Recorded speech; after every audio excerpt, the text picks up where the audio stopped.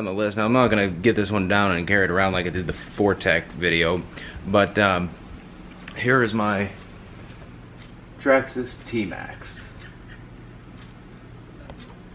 So over the kind of the winter of last year, well, I wouldn't say winter, but when I bought my Fortec, I remembered that I had that in a box. I haven't had touched the thing in probably 14 years.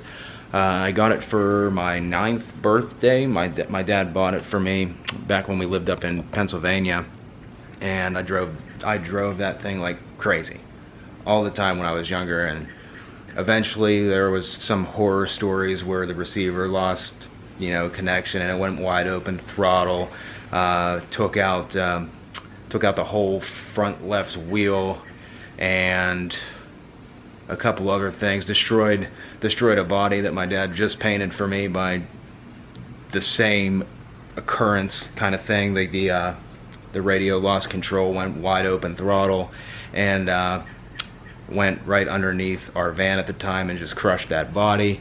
And kind of after that, we stopped messing around with it because we couldn't figure out why it kept, you know, having this problem with losing the receiver, even though nothing was really wrong. Even had one of the transponder boosters on it, not specifically sure exactly what that's called, but it's supposed to enhance the receiver's connection to the transmitter. But anyway, long story short, it sat in a box for an extremely long time, and I took it out of the box and was like curious because I just wanted to know, wonder if this thing will run or not.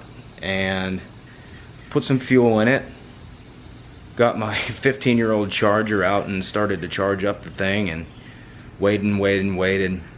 Come to find out that that charger was not working and the battery was probably shot. So I ran to the hobby store and got another battery and charger.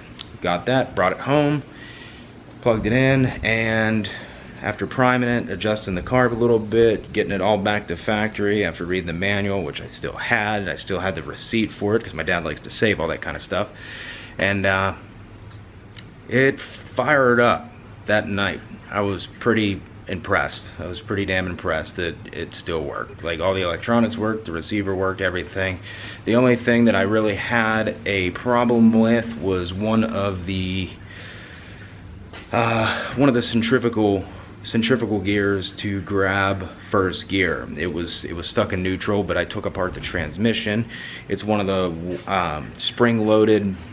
spring-loaded gears that kind of comes out. It'll fling out when it reaches a certain speed, so it engages in first. And I took it apart, cleaned that out, put it back together, and it went perfectly.